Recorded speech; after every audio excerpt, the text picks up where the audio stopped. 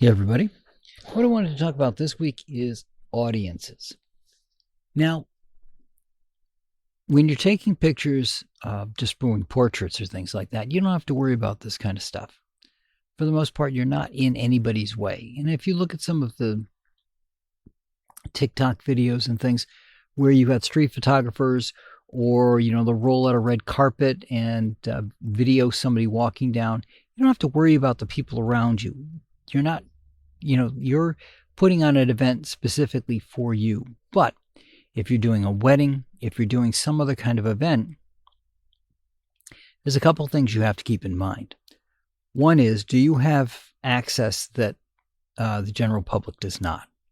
If you do, make sure that you're clearly identifiable so that they know that there's something different about you, that it's not general public can go where you're going to go.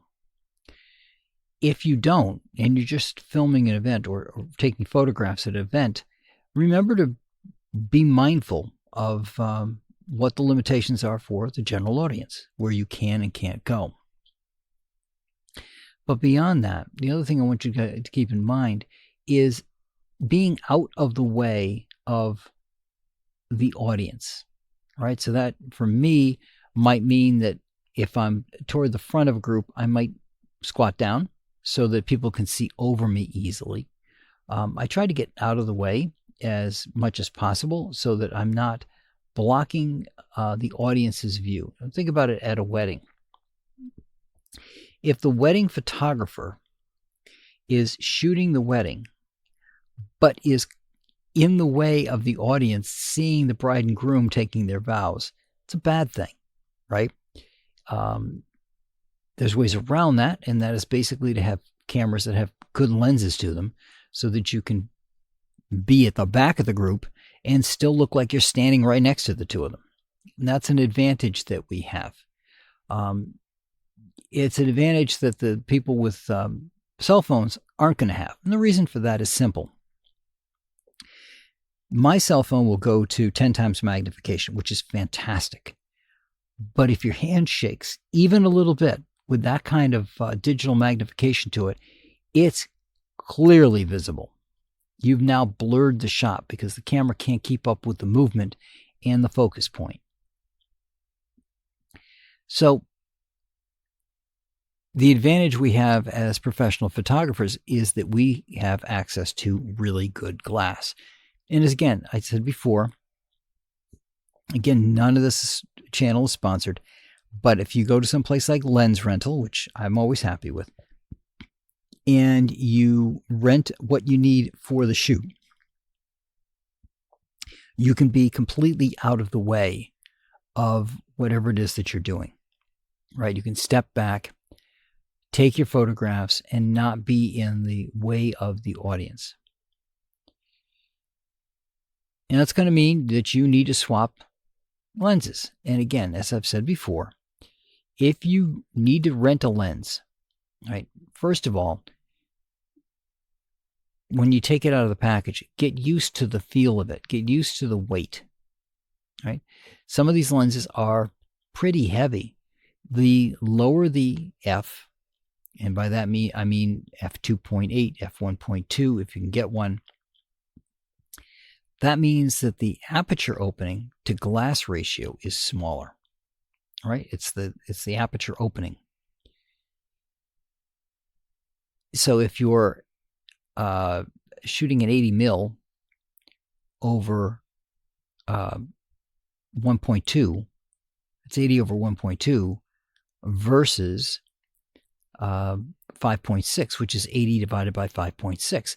Obviously, over 5.6 is divided by, so the glass can be much smaller because the aperture opening is now 5.6. The bigger the aperture, the bigger the glass needs to be to take care of the aperture that you need. That said, that means that the more glass there is, the heavier the lens is going to be. So get used to the lens. Get used to switching the lens too. Get used to putting the caps on the ends, because I heard photographers having issues with the caps because if you're shooting Canon, which is what I do, so I can't talk to the other brands. Canon wants you to put the lens in a particular way, and that's because it just turns a little and locks. And that means getting used to where the lineup point is, the line on your cap, and snapping that into place. So you want to get the lenses that you need for the shoot. Backup camera, usually if you're doing an event and you can swing a backup camera. Obviously, you want to have backups for your memory cards, just in case, and an extra battery. Now, the Canon that I've got, I've got a grip on it, and the grip takes another 2 batteries. So it adds 2 batteries to the mix. Plugs in where the battery would normally go in, so you go from having 1 battery in the camera to having 2. It makes it much more convenient, plus it makes it easier with a grip to turn the camera on its side. And the grip is where the batteries fit, right? So that they don't take up as much space being outside, and you get 2 batteries for the price of 1. So make sure you've got your backups for that, and make sure that you get used to changing that lens out, right? Do it over something soft, just in case you fumble it, because you're going to want to turn this around as quickly as possible, right? If you're shooting an event and something's coming up and you need to switch lenses, you want to be able to do that quickly. And the best way to do that is in a soft, secure environment, because there's no way to attach anything to the lens that should you drop it, it's not going to hit the ground. You can try to catch it, but again, it's not like the lenses have, for the most part, any kind of hook that you could put on it that you could attach to your belt or around your neck or something, so that if the lens were to come loose from your hand, it's not going to go anywhere. So over your bed, over a big fluffy pillow, get used to swapping your lenses back and forth, because the more practice you have now, the better you're going to be when you're out in the field and you have to swap the lenses. Same with the caps, right? When you take one lens off, you got an open end on it, right? You're going to put the next one on. You can take the cap off the new lens, pop it onto the old lens, but now the old lens has to go someplace, right? For me, I've got a case that I carry around my neck that opens up at the top, so I can just grab the lens out. I can flip the lens up so I can get to the cap on it. Take the lens off the camera, take that cap, pop it on there. Now I just put the one lens in the bag and take the other lens out. Easy peasy. The bag is only big enough for one lens, so it's not like I've got a huge bag on my hip, but it allows me to swap the lenses out by just taking the one out that I want to pop into place and putting the other one in while I pop the new one on.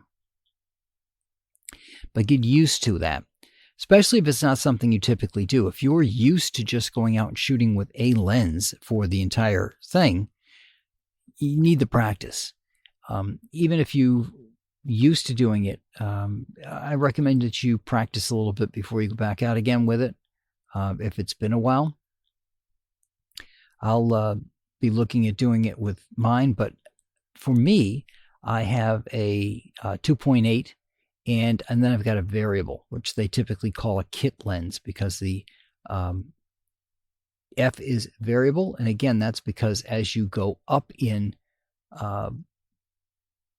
size, so let's say you got a 100 to 400. If the 400, because again, it's the size of the aperture, right? So if you're talking about the aperture in a 400 millimeter and it's 400/7, well, when you go down to 100, it can drop down to 5.6 or below, because the 100, because that ratio has now shifted, right? So let's say it was an 8 at 400. Well, 400 divided by 8 is 50. When you go down to the 100, if the 100's at a 50, that 100 can be over 2. Again, that's 50. So that's what that ratio comes out to be. The bigger that bottom number is, the lighter the lens is going to be. Conversely, the smaller that is, with the bigger apertures, the heavier it's going to be. Look up online at your favorite store what a 400 is at 2.8. It's a monster. It's a great, big, honking, heavy lens. Not something you're going to be using for an event, but it gives you a good perspective of what aperture comes out to be and how much glass is involved when you have those smaller numbers on the bottom. And the reason I say you wouldn't use that at an event, because it is truly a heavy lens. Those are the type of lenses that you will see a person use out in doing bird photography and things like that. And if you're going to be using a lens like that and you go rent one, the other thing to keep in mind is if you're going to be using it on a tripod, make sure you've got a really good tripod, because the cheaper ones, that weight of the lens, now you're not balancing it on the camera, obviously. These have a pivot point to them on the lens at some point. That's what your screw point's going to be to attach it to your tripod. Even with that, because of the weight of the lens, if you tip that lens up or down at all and you don't have a good tripod, the tripod's going to give. That lens is going to start to dip. And you can balance it out with your hand, but that's not the purpose of the tripod, right? You want the tripod there so that you don't have any of your movement being recorded on it. You don't have any of your vibration or the shifting of your body impacting your photograph. So for the heavier glass that you are not going to be able to hold for very long, you're going to put it on a tripod. You want that tripod to be able to hold up to it. So again, something you can possibly rent is a better tripod.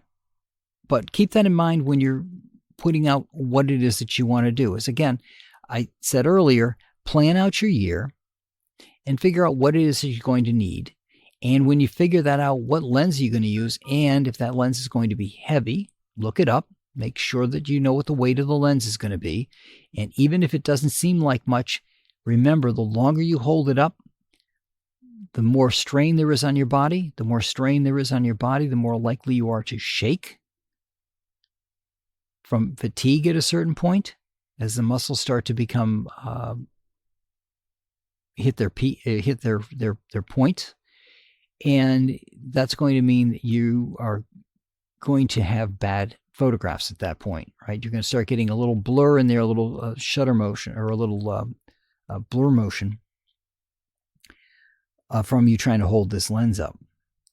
So keep all those things in mind when you're taking the photographs. And again, also keep in mind things like if you're outdoors doing an event, how are you staying hydrated? All right, this is going to be more weight that you're going to be carrying around with you as well. Keep that in mind too, because if you're carrying around extra weight, because you've got 2 or 3 lenses on you, you've got a backpack, like one of those hiker's backpacks with water in it and things, that's going to fatigue your body a little bit more. That's going to give you a little bit more motion blur because your body's going to be a little more fatigued when you're trying to hold the lens up, even if it's a lighter lens. So keep all those factors in mind when you're doing things. And again, you're planning out your shot. Walk the venue. Make sure that you know where it is that you can get your shots. If you're doing an event, where are the people going to be so you can stay out of the way? I do that when I'm with the volunteer shots, or I try to as much as I can, because while I am a member and my membership covers my entry, I still don't want to get in the way of somebody else who also paid to be there, right? So I want to be out of the way. I want to be out of the picture. I don't want I don't want to be noticed. People will see me with the camera around my neck, that's fine. But when the event's happening, I want to just fade into the background. I don't want to be a focus point of anybody. I want everybody looking at the event. So in order to do that, like I said, I kind of fade into the background. I try to make sure that I've got lenses that will cover me should I not be able to get where I want to get to, right? Getting at the front of a group of people can be problematic when you're a photographer because you may not be able to move too well. And if that's the case, then you're going to miss shots. And if you try to move, is your lens going to be now in somebody else's line of sight and be in their way? So I try to find a spot that I'm out of the way. I can still see the action. I can still take photographs of the action. That's why I've got the kit lens, so I can get even closer to the action. So I don't have to be right at the front. Downside of having a kit lens is that the F isn't as great as I want it to be. So where I want to have a really, really cool blur in the background, I may not be able to get that. Now my, I think it's a 28-70. I always forget what the lenses are, but it's a 2.8. So 70 is a pretty good number to get closer to things. And I've gotten some pretty good shots when I'm not that far away using the 70 at 2.8 to really capture the action and let everything else around it just blur out. When I'm at the fort and I'm doing a reenactment, right? They got the cannons going off. They've got guns firing. You've got clouds of smoke.